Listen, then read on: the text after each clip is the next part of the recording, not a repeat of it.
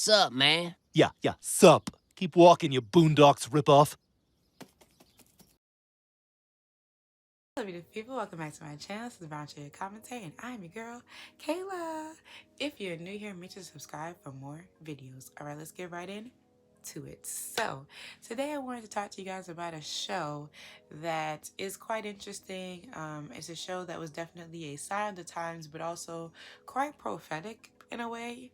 And it was definitely a show that I learned and grown to appreciate with age, simply because it was definitely on the more adult side when it came out, and I was like a really small child when the show came out. I really wasn't supposed to be watching it, but I was watching it anyway.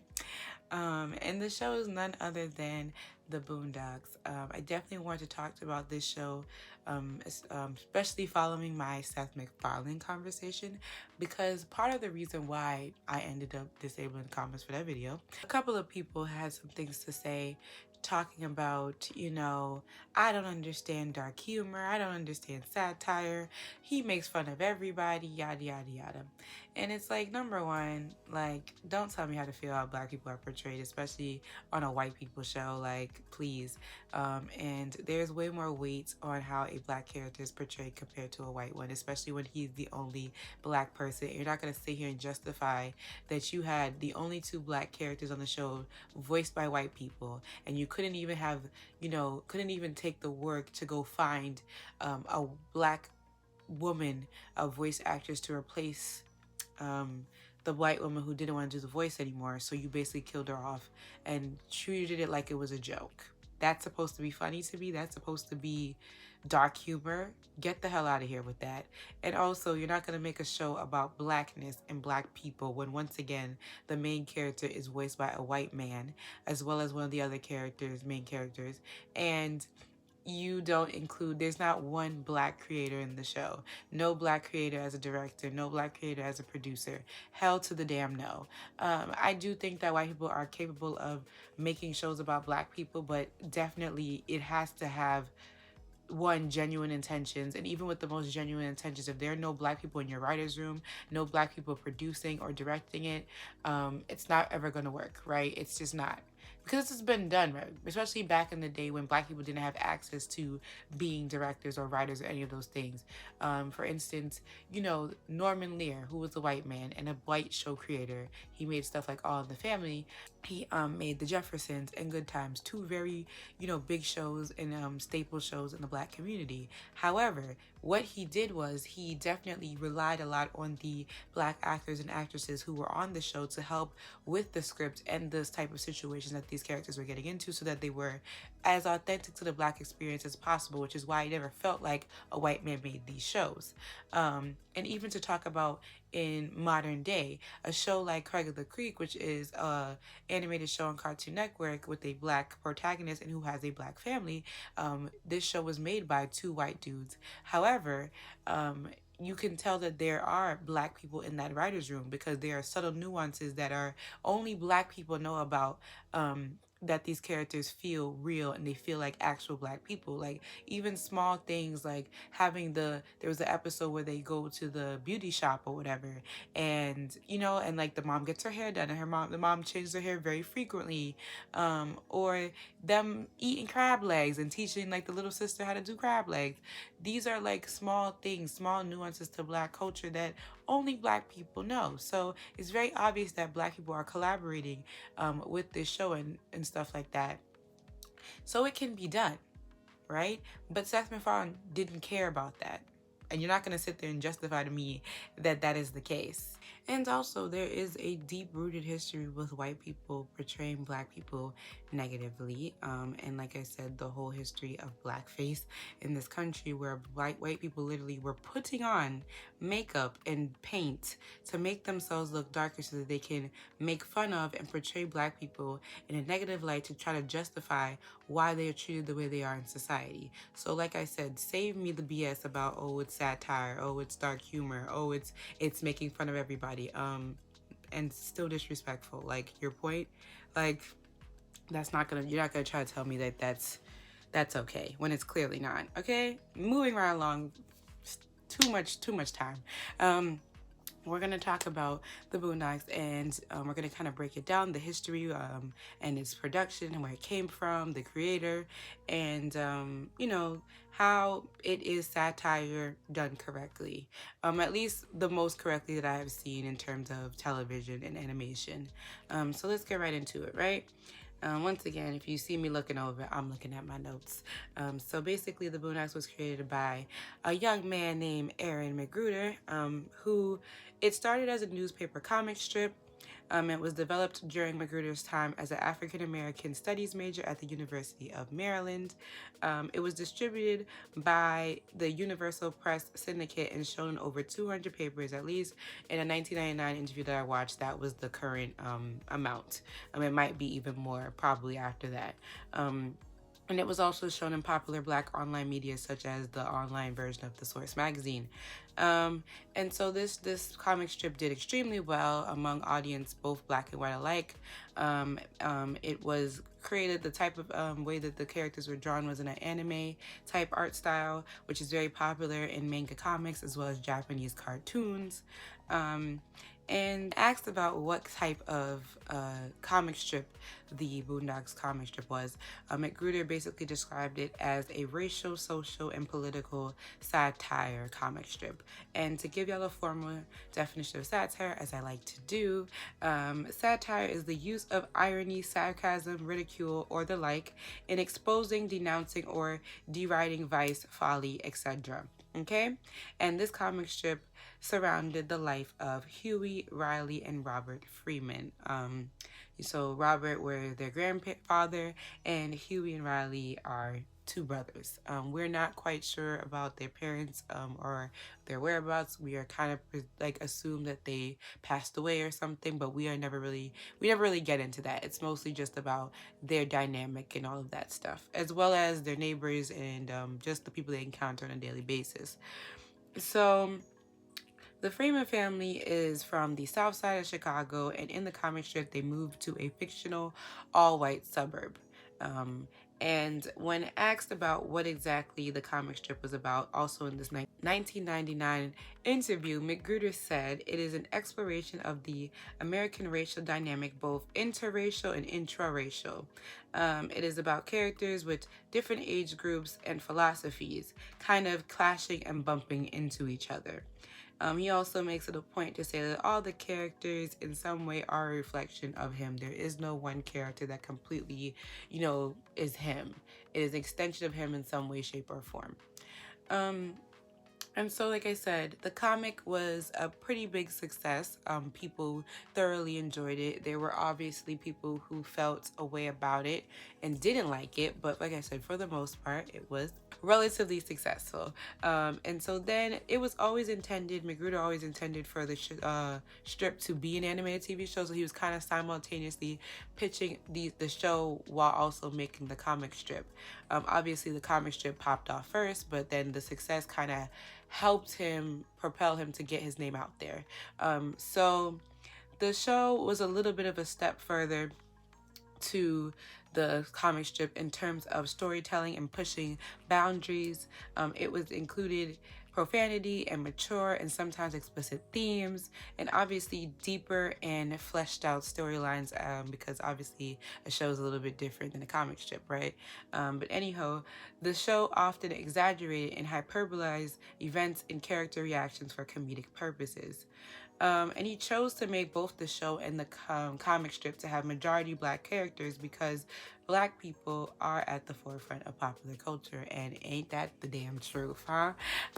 But he struggled for a while to find the right network for this show because many thought that it wasn't right for network television. It felt like it was, too extra, too daring, too bold for the time period. As I said, this is the early 2000s we're talking about. There was literally nothing like this had been shown on TV previously, especially in the animated format. Yes, shows like The Simpsons, Family Guy, and South Park were these really crass type of shows that did, a little bit of the satire and of American culture, but obviously never has this been done through a Black lens, and people were scared. But black shows like The Chappelle Show, which was a successful sketch comedy show, also pushed similar boundaries and had a similar satirical style that kind of helped pave the way for McGruder to finally find a place for his show. It premiered on Cartoon Network's adult programming block Adult Swim November 6, 2005, and ran until June 23rd, 2014. It had 4 seasons and 55 episodes in total. There was a 3-year hiatus between season 3 and 4. McGruder left after season 3 due to disagreement with the network about the production schedule, which is why season 4 is probably the worst season and one we don't really talk about. And it's not shocking that the show got canceled right after. But I mean, when we think about the Boondocks, I mean, talk about talent. The voice talent utilized in this show is just so legendary and so awesome, and that's why I say it's definitely like this once in a lifetime type of show, because it just had all the elements for success. So let's get into who's a part of this main cast, right? So we have the late great John Witherspoon, who played Granddad, and you know Granddad, or Robert Freeman / Granddad, but we know John Witherspoon best for his role in the Fridays franchise, as well as the dad Pops on the Wayans Brothers show. Also, we have Regina King, who played both Huey and Riley, and let's talk about Regina the King, okay? You gotta call her the King, because what a fitting last name for such a regal woman. This girl, or this woman, I should say, like, she is older than me. This woman, there's nothing she can't do, and this show is just a great, I don't feel like we talk about her vocal talents in this show enough, because really she was intended to just be the voice of Riley, and they were trying to find the voice for Huey, but like no one could really do it, and then she just volunteered, and obviously it worked out, because the fact that she plays both of these young boys' voice, and you can tell the inflections and the differences and nuances between the two voices, that they don't necessarily sound the same. Like, yes, they both sound like little boys, but you know when Huey's speaking voice versus when Riley's speaking. So she really did the damn thing. And I mean, where do we not know Regina from? I mean, she was first stepped onto the scene as Brenda on the hit TV show 227 back in the, I think, 80s. And then she was literally one of the 90s girls that you literally saw in everything, including Friday, Boys in the Hood, Poetic Justice, you name it, she probably was in it, okay? And now we know her for being...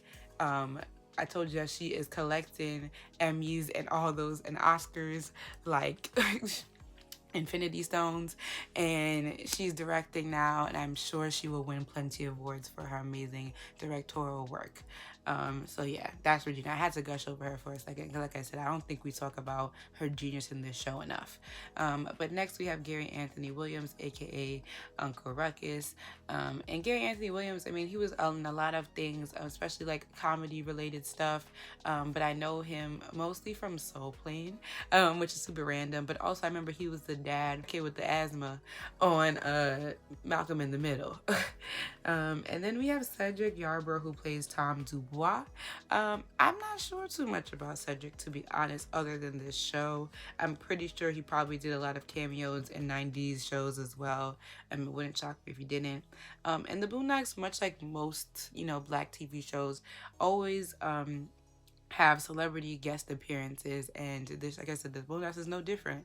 A lot of the most memorable characters were voiced by some of your favorite celebrities. We have guest appearances and voice talents lended to the show was that of Mos Def, Samuel Jackson, Ludacris, Lil Wayne, Snoop Dogg, Busta Rhymes, Cat Williams, Charlie Murphy, Quincy Jones, CeeLo Green, Exhibit, and Ghostface Killer, just to name a few. There's plenty more than that, but those are like the most iconic ones that you could say.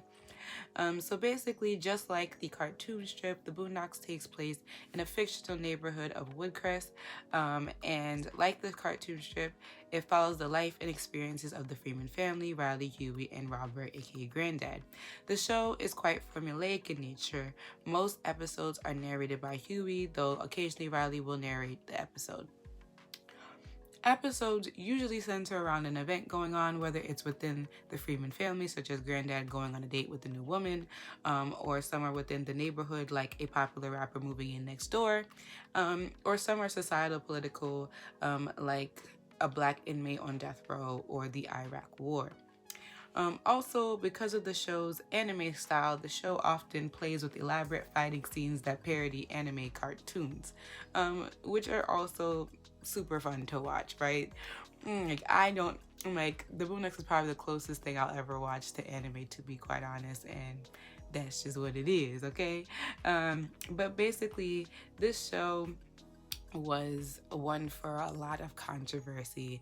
You can't really write a satirical-esque type of show without having some backlash and some controversy, and the Boondocks is well known for it. One of the biggest controversies of the Boondocks was the use of the N-word.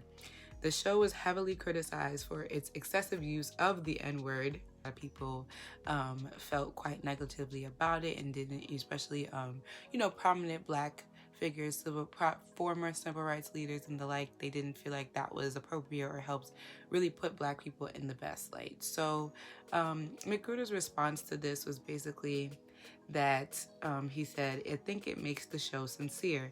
The N-word is used so commonly now, not only by myself, but people I know, that I feel it's fake to write around it and not use it." He also said in a 2005 ABC News article, "This isn't the N-word show. I just wish we would expand the dialogue and evolve past the same conversation that we've had over the past 30 years about race in this country." Most of the reason why he decided to use this word or use the N-word a lot was because that's literally, if you listen to how black people talk, people use the N-word. It's definitely true. I think because it was so taboo and most television shows did not use the word, especially black television shows. I mean, mostly just because they were on network television and people are trying to keep it marketable. They're not going to use that word. But I think both the Boondocks and the Chappelle Show was probably one of the first shows that truly used the N-word outside of obviously like the stand-up comedy. And so, like I said, people have very mixed feelings about the N-word and why you should use it or shouldn't use it or whatever, due to its very complex history. And so it's really tough, it's really tough, and it's kind of like a double-edged sword if to use it or not, right? So going off of that, both the show and the comic strip were criticized for its stereotypical and ignorant portrayal of black people and our culture. And McGruder's response to this criticism was, "The show is about comedy, and the goal is to have people recognize what may have inspired the episode in the first place." And I think another important quote that he says about it is that he just hopes to expand the dialogue and hopes that the show will challenge people to think about the things they wouldn't normally think about, or think about it in a very different way. I think one of the things he was trying, or McGruder kind of expressed in many interviews, because I watched a whole bunch of interviews for the preparation of this video, was kind of just not really taking a particular stance on things.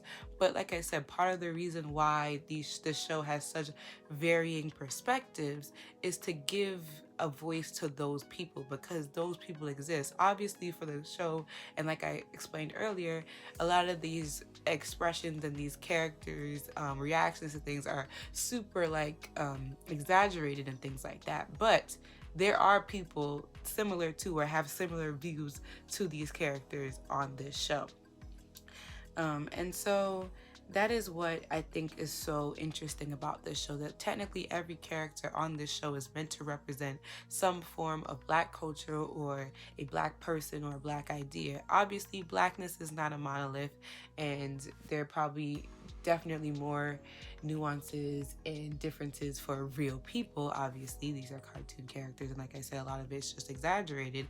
But we have seen a Riley, we've seen a Huey, we've seen a Granddad, we've seen a Tom and Uncle Ruckus. Like, these are all people that you probably kind of know or seen, or maybe yourself may have identified with these characters in some way, form, or fashion. So Riley is 7 or 8 years old. He's relatively young. I think in the show they say he is 9, I think, but it wasn't. I remember, like I said, in the interviews, McGruder kind of was saying in the comic strips he wasn't kind of pinning him down to a particular age. He just meant to be shown to be elementary school aged. Basically, he is a satire of black popular culture, contemporary hip-hop culture, and the glorification of crime.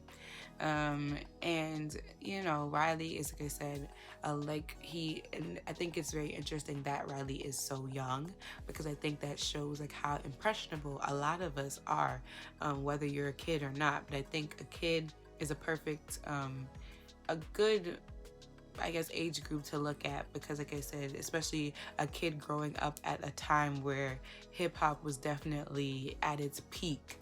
Early 2000s was definitely, and especially when the comic strip was made in the 90s, that was when that was fine. Like hip hop was huge at that time, and it still kind of is in some ways, but definitely during that time.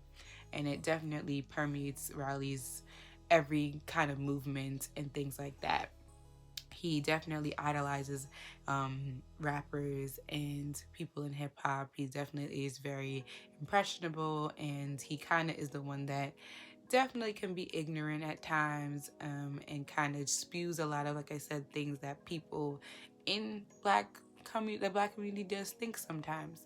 And next we have Huey, and I mean, Huey, you heard the name, okay, is the revolutionary. He is a little bit older than Riley.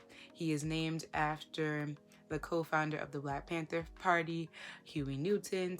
He's a militant, radical, self-confident, self-assured, dynamic individual. That is how McGruder describes him. And like I said, Huey is woke. He was woke before we even knew what woke was, okay? He's always questioning things. He's always being logical and kind of cynical at times about stuff. He's always going to tell you the facts, especially when it comes to Riley specifically. Always kind of questioning Riley's politic on things, and like being like, are you sure about that? Kind of having him think about it. And you know, and then with Granddad, he's also questioning and challenging Granddad as well.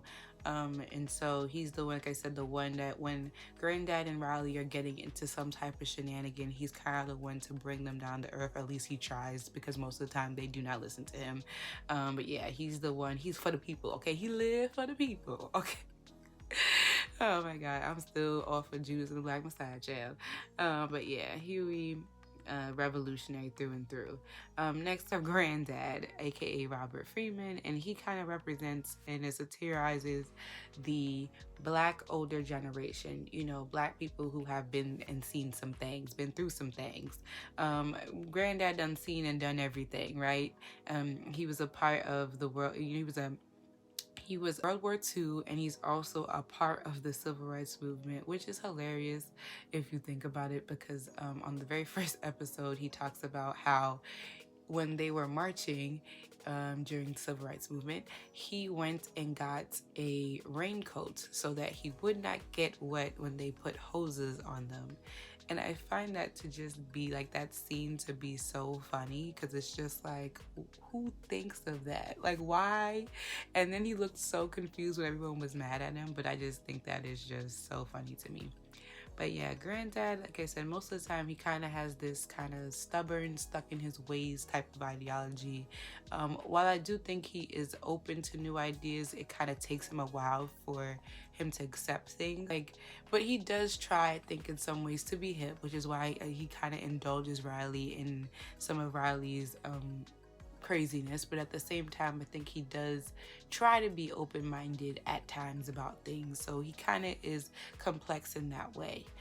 But that's Granddad for you.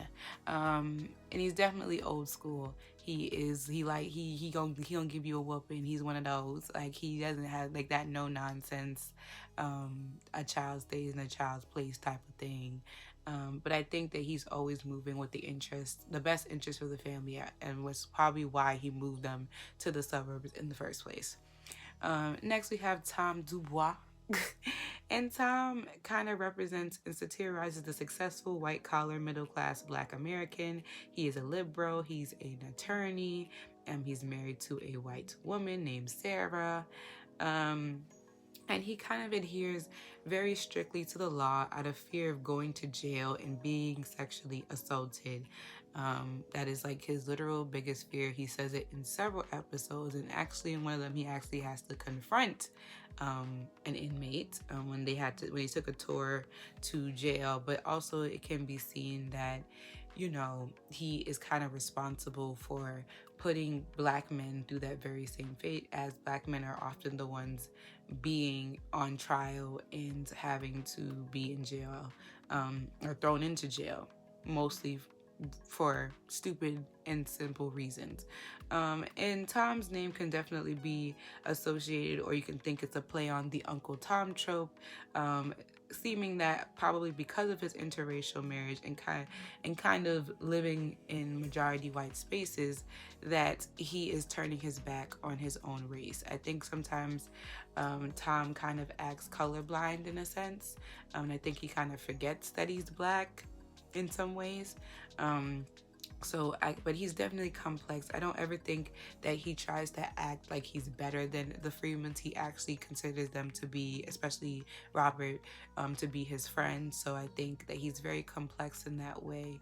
And that's what I appreciate about all of these characters. Like I said, while of course some are exaggerated and, whatever, played up for laughs, I think that no one character is 100% perfect. Obviously, Huey probably the closest thing to perfection, but obviously no one is 100% radical, right? Like, there are some times we do end up doing questionable or things that aren't too they're not too perfect, or not things that don't put us in the best light or in the best interest of the Black community, right? And then we have Jasmine, who is his daughter. She's biracial. She kind of represents the Black and biracial people who are often confused about their identity. Jasmine is super innocent, right? Especially compared to Huey and Riley, who done seen some things in life.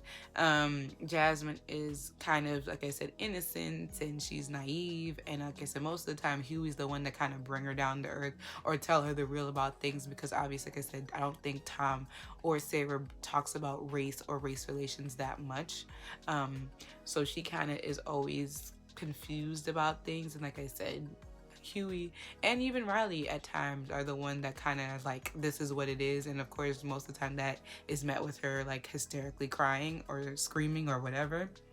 And so, yeah, so that is what Jasmine represents in the show. And then we have Mr. Uncle Ruckus, who is a hyperbolic portrayal of a self-hating, anti-Black older man. His name comes from a character named Uncle Remus in popular Black folktales.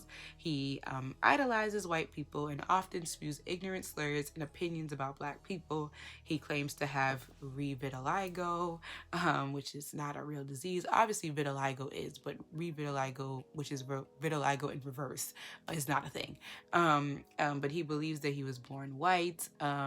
But most of Uncle Ruckus's anti-Black ideologies and self-hatred come from his mother, who was in a very abusive relationship with his father, and his father was also abusive towards Ruckus. And so you can definitely know that trauma definitely is why he thinks about Black people the way that he does, which also, like I said, kind of gives him some depth and complexities.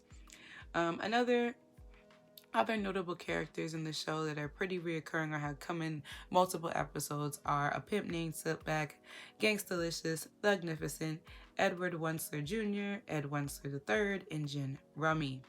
And the show talks about a lot of major moments in history, such as the election and inauguration of Obama, and often parodies major news moments like a white teacher calling a Black student the N-word, or a young Black boy who got in trouble for stealing cars, or also it likes to parody popular Black celebrities such as Bill Cosby or Oprah. Most of the show kind of discusses topics in the Black community, such as homophobia in hip-hop culture, sexual allegations among popular Black figures, respectability politics, misogyny, capitalism, the prison industrial complex, gang culture, and toxic masculinity, just to name a few.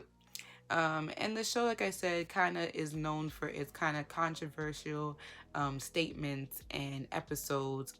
Definitely, like on the pilot episode, literally one of the first things that Huey says is Jesus was Black, Ronald Reagan was the devil, and the government is lying about 9/11. To which an all-white audience responds with hysterical cries and riots. And like I said, this was the pilot episode where Huey says this. And this was, like I said, something that we had never seen before in an animated TV show. And then, so like I said, because it was so controversial, there are a couple of episodes that definitely were under fire and were even banned after their initial run, or some were even just never made air. One of them included The Return of the King, which basically played with the idea if what would Dr. King basically think about the state of Black people today, and he came back from the dead or out of a coma. And in this episode, he says the N-word. And so, like I said, a lot of popular or big civil rights leaders and those who actually knew Dr. Kim took it quite offensively and did not like the episode at all. But the episode did, that episode won a Peabody Award, and it was praised for being daring. Another controversial episodes were The Hunger Strike and the Uncle Ruckus reality show. Both of these episodes would simultaneously come right behind each other in season 2, heavily critiqued the popular Black programming network BET.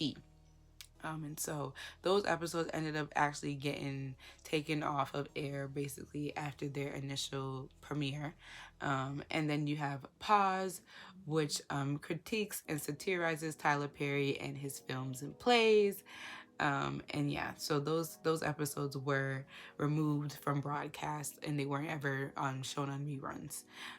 Other notable episodes within the show were The Trial of Robert Kelly, Granddad's Fight, The Story of Gangstalicious Part 1 and 2, Tom, Sarah, and Usher, The Invasion of Katrina's, The Story of Catcher Freeman, Smoking with Cigarettes, A Date with the Booty Warrior, and The Color Ruckus. So yeah. So like I said, the show went on for 4 seasons, and McGruder left after season 3. But after the 4th season, it got canceled. But early in the 2010s, McGruder was planning to do a full-length live-action movie, and it even started a Kickstarter campaign for the budget for the film, but it never actually ended up going into production. I think it only made half of its goal. And then in 2019, there were talks about a reboot with McGruder coming back as showrunner and the return of the original cast. However, unfortunately, John Witherspoon, the voice of Granddad, passed away later that year. And of course, Granddad is a very integral part of the show. I think they are still trying to figure out how to bring the show back without John Witherspoon. Some people are, there are rumors basically to make them stay with an aunt and be voiced by the legendary Jennifer Lewis, which I would be totally here for. But I guess, or I maybe make them older. We don't know. So I'm really anticipating, and I can't wait to see it. I know it probably is going to take a while, especially because of the pandemic. Definitely, I'm pretty sure that even halted things even more.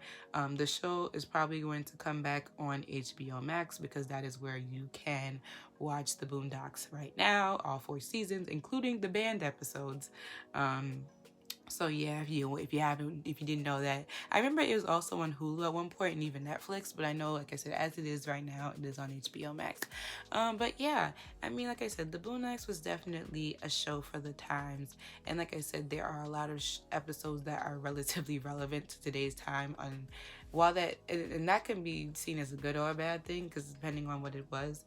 But like I said, the show was meant to be satirical in nature, meaning that while, like I said, I can definitely see how people may have gotten offended or may not like the show, I think that it was so brilliant in, like I said, showing the complexities of Blackness, and it was definitely shown that Black people made this show. It didn't feel like, oh, this was made for white people or this was made to appease white people. I think, like I said, it was a show meant to raise conversations that we in the Black community simply just weren't having, or that were taboo at the time. Is it 100% perfect? No. I do think I wish that there were more Black female characters in this show. There really isn't. But like I said, I can, like I said, I get, the reasoning for it being all about these Black men. But like I said, I would have loved to see more Black women in the show. Also, I know there are a couple episodes where the F word is used, and like I said, mostly it's used by Uncle Ruckus, who's meant to be this very disrespectful, bold, ignorant character. However, like I said, that word just should never really be used by, people not a part of the LGBTQ plus community, I don't think, especially when they were using it in a derogatory way.